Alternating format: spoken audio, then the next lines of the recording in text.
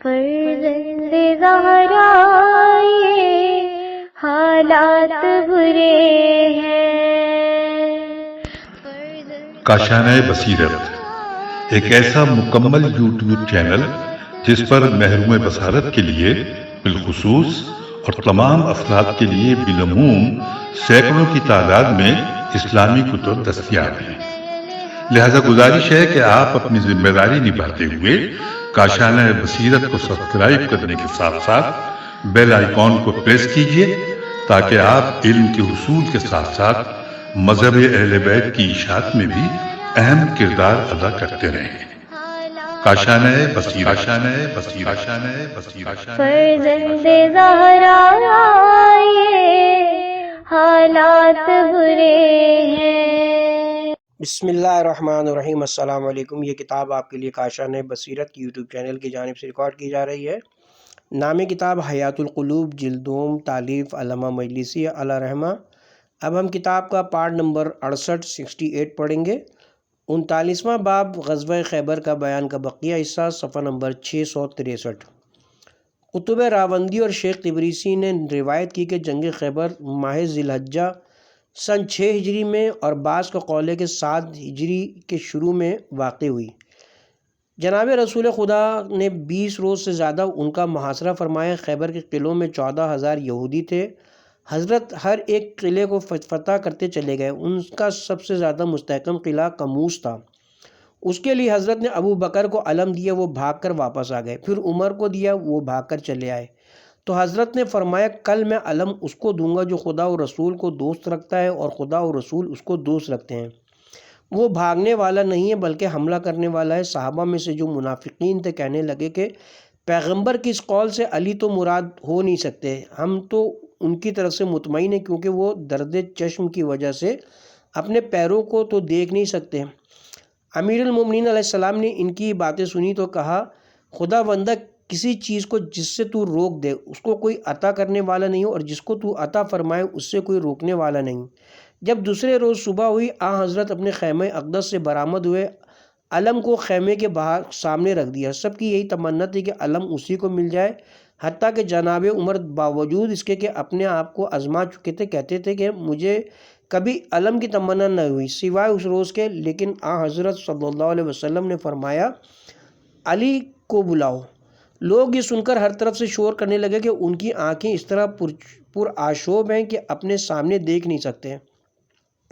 حضرت نے پھر فرمایا کہ ان کو بلاؤ۔ جب امیر المومنین آئے، ان کی آنکھیں حضرت کے لعاب دہن مبارک سے اور آفتاب نبوت کی زیارت سے روشن و منور ہو گئیں۔ حضرت نے علم ان کو عنایت فرمایا اور فرمایا کہ جاؤ پہلے ان کو 3 امور کی دعوت دو۔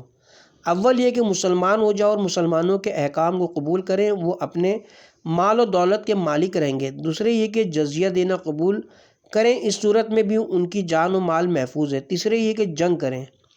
جب امیر المومنین ان کے قلعے کے نیچے آئے، وہ بغیر جنگ کے کسی امر پر راضی نہ ہوئے اور محرب حضرت کے مقابلے پر آیا۔ آپ نے اس کے پیروں میں تلوار کا ایک وار کیا اور پیروں کا قطع کر دیا۔ وہ گر پڑا اور باقی لشکر بھاگ کر قلعے میں چلا گیا اور دروازہ بند کر لیا۔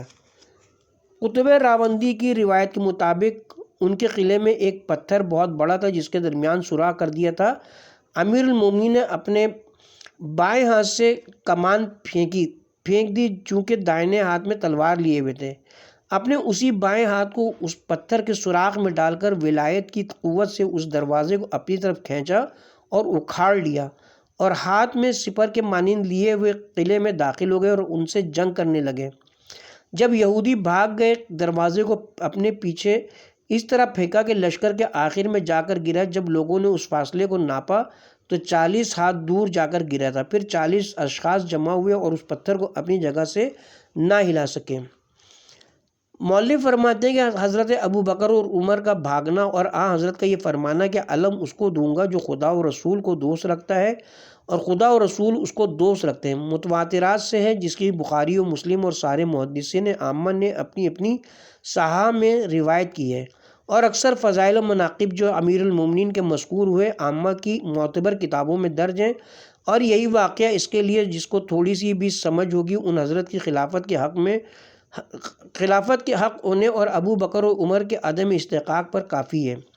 اس لیے کہ ہر عاقل سمجھتا ہے کہ جب ان کے بھاگ آنے کے بعد حضرت فرماتے ہیں کہ علم کل اس کو دوں گا جو ان اوصاف سے متصف ہے، تو یہ واضح ہوگا کہ حضرت کی مراد یہ کہ جو لوگ بھاگ چکے ہیں ان میں یہ اوصاف نہیں ہیں، اور جو شخص خدا اور رسول کو دوست نہیں رکھتا اور خدا اور رسول اس کو دوست نہیں رکھتے، وہ کیوں کر یہ حق رکھتے ہیں کہ وہ خلیفہ خدا اور دین و دنیا کے پیشوا ہوں۔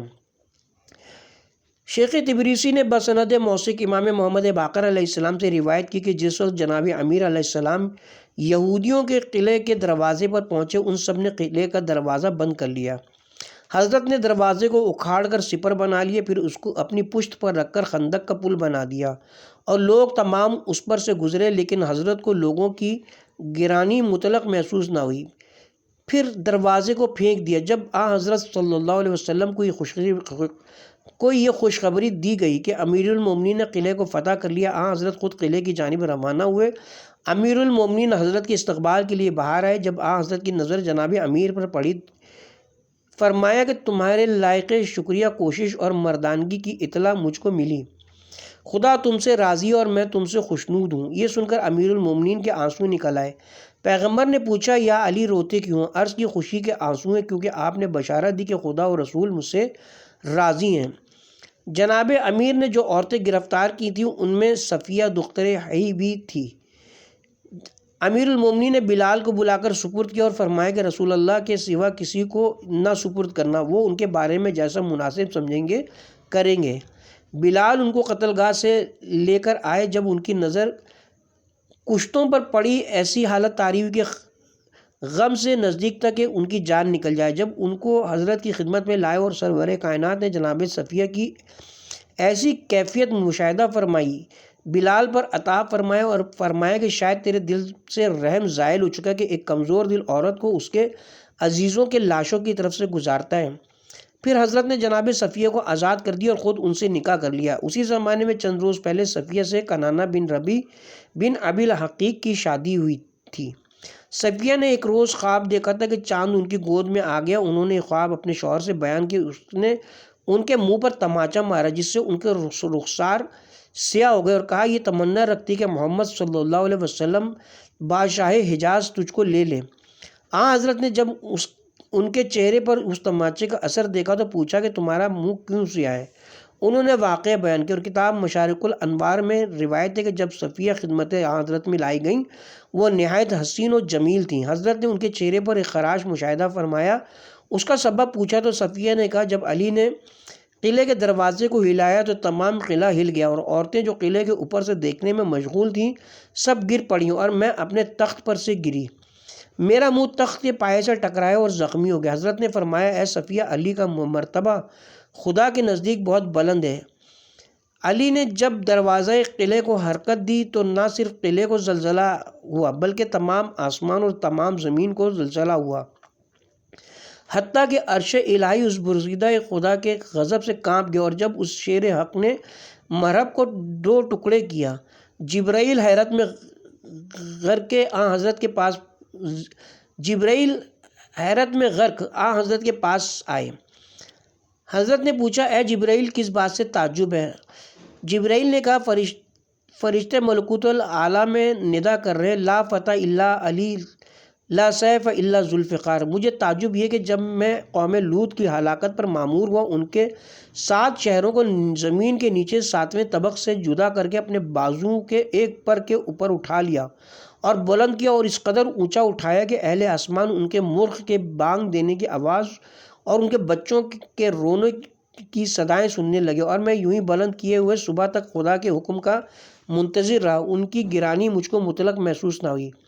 اور آج جب علی نے اللہ اکبر کہہ کر اور غضبناک ہو کر جو ضربت ہاشمی مرحب کے سر پر لگائی تو مجھے خدا کا حکم ہوا کہ ان کی ضربت کی زائد از ضرورت شدت کو روک لوں تاکہ زمین کو ماں اس کی گاؤ دماہی کے 2 ٹکڑے نہ کر دے۔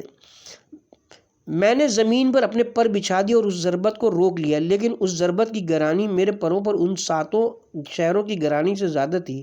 باوجود میکائیل اور اسرافیل ہوا میں علی کے بازو کو پکڑے ہوئے تھے۔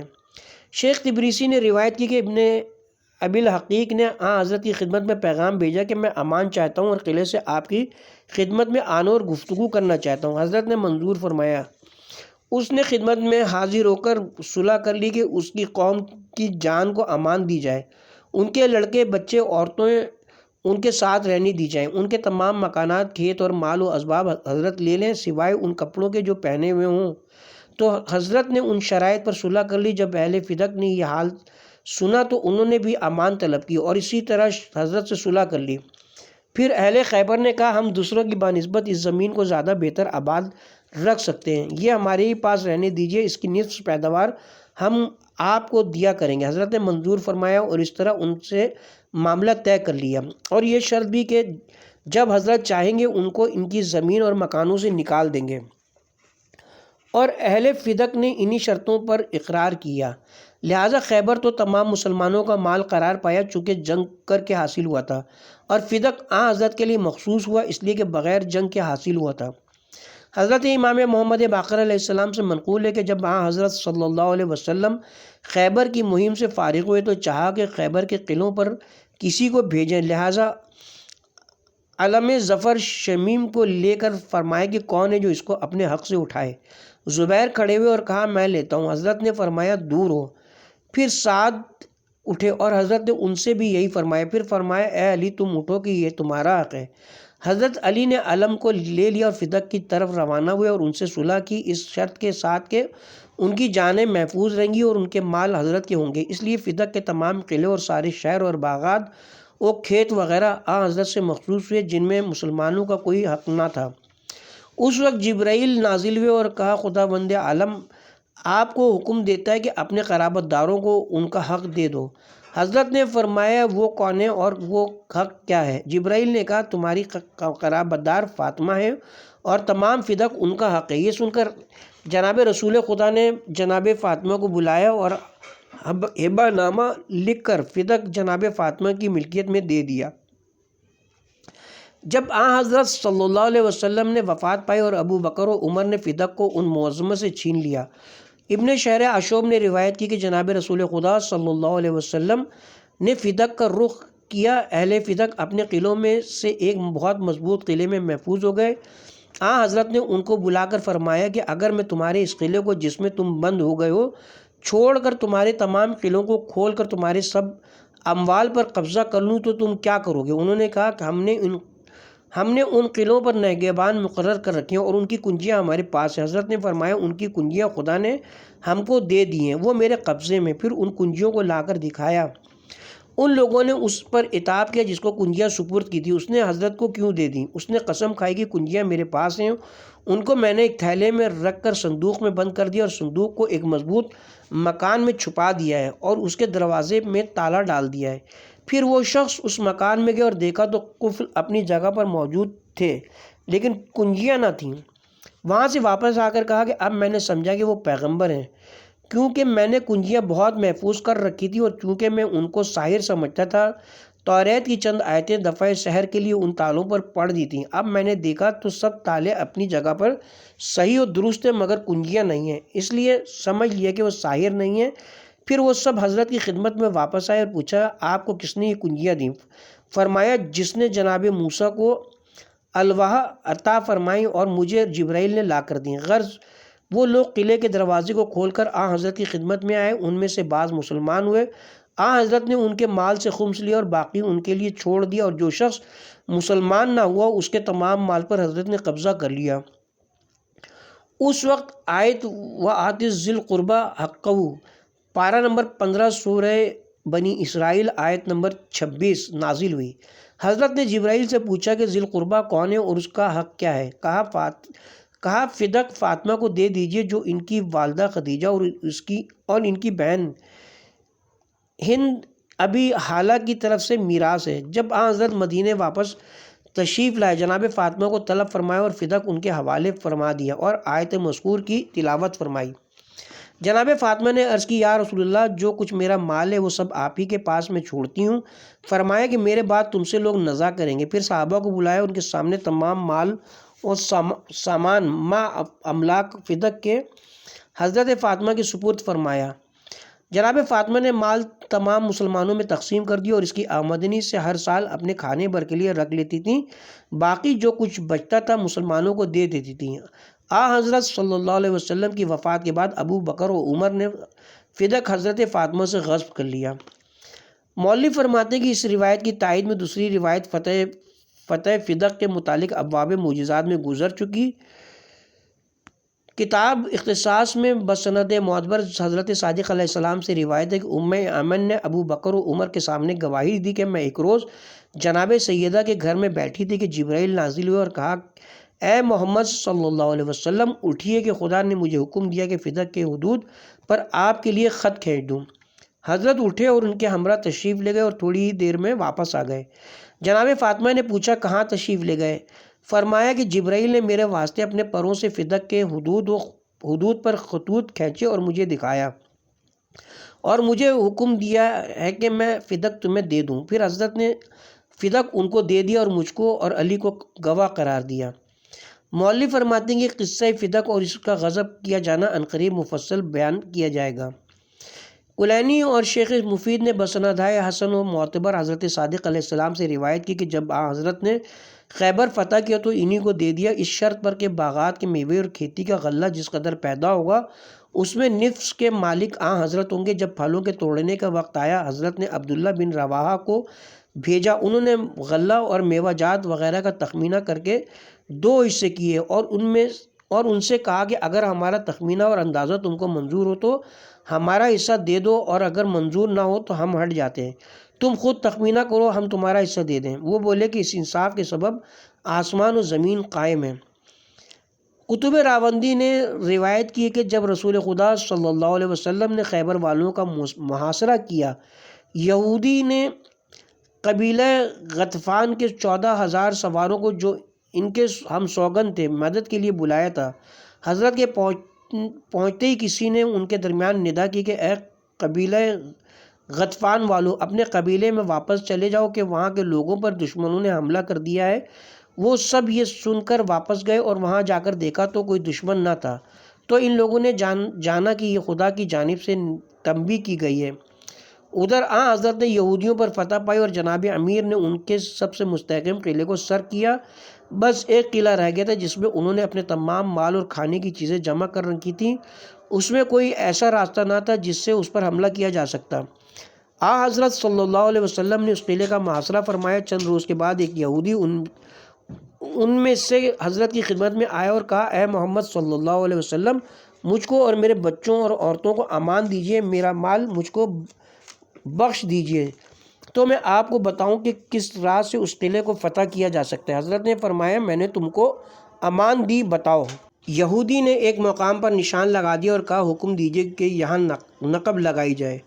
وہ نقب ان کے ذخیرہ آپ تک پہنچتی ہے، آپ ان کے پانی پر قبضہ کر لیجیے گا تو وہ بہت جلد قلعے کو آپ کے حوالے کر دیں گے۔ حضرت نے فرمایا، ممکن ہے کہ خدا اس سے بہتر کوئی ذریعہ اس کی فتح کا پیدا کر دیں، لیکن تیری امان برقرار ہے۔ دوسرے روز حضرت سوار ہوئے اور مسلمانوں سے فرمایا کہ میرے پیچھے اور قلعے کی جانب روانہ ہوئے۔ وہ کفار قلعے کے اوپر سے تیر اور پتھر برابر پھینک رہے تھے جو حضرت کے دائیں اور بائیں سے نکل جاتے تھے، اور حضرت کے اعجاز سے نہ حضرت کو اور حضرت کے اعجاز سے نہ حضرت صلی اللہ علیہ وسلم کو اور نہ کسی مسلمان کو کوئی اذیت پہنچتی تھی، یہاں تک کہ حضرت ان کے قلعے کے دروازے تک پہنچے اور اپنے دست مبارک سے قلعے کی دیواروں کی طرف اشارہ کیا۔ دیواریں زمین میں دھنس گئیں اور ان کے سرے زمین سے برابر ہو گئے۔ حضرت نے حکم دیا تو مسلمان بے مشقت و تکلیف قلعے میں داخل ہو گئے اور قلعے پر قبضہ کر لیا۔ کتب راوندی نے امیر المومنین علیہ السلام سے روایت کی ہے، وہ حضرت فرماتے کہ جب ہم حضرت کے ساتھ خیبر سے واپس آئے، ایک نہر کے پاس پہنچے جو پانی سے بھری ہوئی تھی، اس کی گہرائی 14 آدمیوں کے قد کے برابر اندازہ کی گئی۔ لوگوں نے عرض کی، یا رسول اللہ، دشمن ہمارے پیچھے ہیں اور یہ نہر ہمارے سامنے ہے، جیسا کہ حضرت موسیٰ کے ہمراہیوں نے کہا تھا۔ یہ سن کر حضرت پیادہ ہوئے اور دعا کی، پالنے والے ہر پیغمبر کے لیے تو نے ایک علامت قرار دی ہے، لہٰذا ہمارے لیے بھی اپنی قدرت کا اظہار فرما۔ پھر حضرت نے پانی پر تازیانہ مارا اور سوار ہو کر فرمایا، میرے پیچھے آؤ، بسم اللہ کہا اور پانی پر روانہ ہوئے اور صحابہ حضرت کے پیچھے چلے۔ گھوڑوں کے سم اور اونٹوں کے پیر تک ترنا ہوئے اور سب پانی سے گزر گئے۔ شیخ تبریسی نے روایت کی کہ آن حضرت صلی اللہ علیہ وسلم نے جب فتح خیبر سے فارغ ہوئے تو آپ کو اطمینان ہوا اور آپ نے وہیں قیام فرمایا۔ حارث بن سلام کی بیٹی زینب نے، جو مرہب کے بھائی کی لڑکی تھی، ایک گوسفند کو بریاں کیا اور حضرت کے لیے ہدیہ لائی۔ اس نے پہلے معلوم کر لیا تھا کہ حضرت کو کون سا حصہ زیادہ مرغوب ہے۔ لوگوں نے بتا دیا تھا کہ حضرت دستے گوسفند زیادہ پسند فرماتے ہیں۔ اس نے دست میں بہت زیادہ زہر ملا دیا اور اس کے اور تمام اعضاء میں بھی زہر ملایا اور حضرت کے پاس لائی۔ حضرت نے دست میں سے ایک لقمہ اٹھا کر دہن میں رکھا۔ بشر بن برا بن مرور بھی حضرت کی خدمت میں حاضر تھے۔ انہوں نے بھی ایک لقمہ لے کر دانتوں سے توڑا۔ حضرت نے ہاتھ روک لیا اور فرمایا کہ اس کو مت کھاؤ، اس لقمے نے مجھے آگاہ کیا کہ اس میں زہر ملایا گیا ہے۔ پھر حضرت نے اس یہودیہ کو طلب فرمایا اور پوچھا کہ تو نے ایسا کیوں کیا؟ اس نے کہا آپ نے میری قوم کو کس طرح تباہ کیا ہے وہ آپ جانتے ہیں۔ میں نے سوچا کہ اگر یہ شخص پیغمبر ہے تو جان لے گا کہ یہ زہر آلود ہے، اور اگر بادشاہ ہے تو ہم اس سے نجات پا جائیں گے۔ یہ سن کر اس خلق مجسم نے اس کو معاف کر دیا اور بشر بن برا اسی لقمے سے شہید ہو گئے۔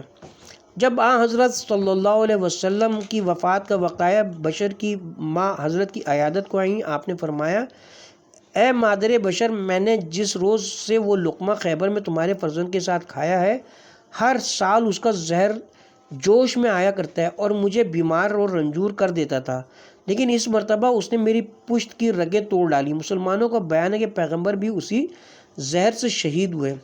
شیخ تبریسی نے بسند موثق حضرت امام محمد باقر علیہ السلام سے روایت کی کہ حضرت نے خیبر جانے سے پہلے عمرو بن امیہ زمری کو نجاشی بادشاہ حبشہ کے پاس پیغام دے کر بھیجا اور اس کو اسلام کی دعوت دی اور جناب جعفر اور ان کے ہمراہیوں کو طلب فرمایا۔ جب حضرت کا نامہ اس کو ملا وہ مسلمان ہو گئے اور جناب جعفر اور آپ کے ساتھیوں کو خلت ہائے فاخرہ پہنائے اور ان کے لیے سامان سفر بہت عمدہ اور بہتر مہیا کیا اور 2 کشتیوں میں سوار کر کے مدینے کی جانب روانہ کیا۔ جناب جعفر فتح خیبر کے روز حضرت صلی اللہ علیہ وسلم کی خدمت میں پہنچے۔ کلینی، شیخ تبریسی اور ابن بابویہ وغیرہ نے حسن صحیح اور معتبر سندوں کے ساتھ حضرت صادق علیہ السلام سے روایت کی ہے، اور امام حسن عسکری علیہ السلام کی تفسیر میں بعض روایات مذکور ہے کہ روز فتح خیبر حضرت کو جناب جعفر کے واپس آنے کی خبر پہنچی تو حضرت نے فرمایا میں نہیں سمجھ سکتا کہ ان دونوں نعمتوں میں سے کس پر زیادہ خوش و مسرور ہوں، خیبر کی فتح پر یا جعفر کی واپسی پر۔ اسی اثنا میں حضرت جعفر نمودار ہوئے۔ جب ان پر حضرت کی نظر پڑی آپ اٹھ کھڑے ہوئے اور حضرت امام حسن عسکری علیہ السلام کی روایت کے مطابق 12 قدم بڑھ کر پیشوائی کی اور ان کو سینے سے لگایا اور ان کی دونوں آنکھوں کے درمیان بوسہ دی اور فرمایا اے جعفر، کیا تم چاہتے ہو کہ میں تمہیں کچھ دوں؟ کیا چاہتے ہو کہ کوئی بہتر چیز تم کو عطا کروں؟ اس طرح کئی بار فرمایا۔ دنیا طلب لوگوں نے سمجھا کہ حضرت ان کو بہت سا مال یا کوئی ولایت اور سلطنت عطا فرمائیں گے، لہٰذا سبوں نے گردنیں بلند کر کے دیکھنا شروع کیا کہ دیکھیں کہ حضرت ان کو کیا عطا فرماتے ہیں۔ حضرت نے ان سے فرمایا کہ میں تم کو ایک نماز تعلیم کرتا ہوں کہ جب اس کو بجا لاؤ گے تمہارے تمام گناہ بخش دیے جائیں گے، اور ہر روز پڑھ لیا کرو تو تمہارے واسطے دنیا میں اور جو کچھ دنیا میں ہے ان سب سے بہتر ہے، اور جو شخص اس نماز کو بجا لائے گا اس کے ثواب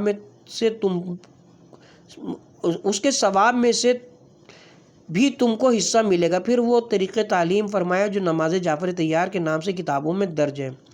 شیخ طوسی نے امالی میں حذیفہ بن یمان سے روایت کی کہ جب حضرت جعفر مدینے میں آئے حضرت خیبر میں مقیم تھے۔ جناب جعفر ان کے لیے ہدیے لائے تھے جس میں خوشبو اور کپڑے وغیرہ تھے، وہ سب حضرت کی خدمت میں لے گئے۔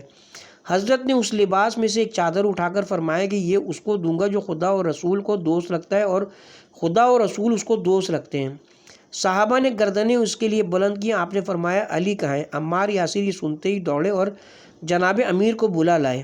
حضرت نے وہ چادر ان کو عطا فرمائی جو کہ سونے کے تاروں سے تیار کی گئی تھی۔ حضرت علی نے مدینے پہنچ کر بازار بقی میں ایک زرگر کو دیا کہ اس کے تاروں کو علیحدہ نکال دے۔ اس نے الگ کیا تو 1000 مثقال سونا نکلا۔ حضرت نے اس کو فروخت کیا اور تمام قیمت فقیروں اور مہاجروں انصار کے مسکینوں پر تقسیم کر دی، اور گھر آئے تو آپ کے پاس اس سونے میں سے ایک ذرہ بھی باقی نہیں رہتا۔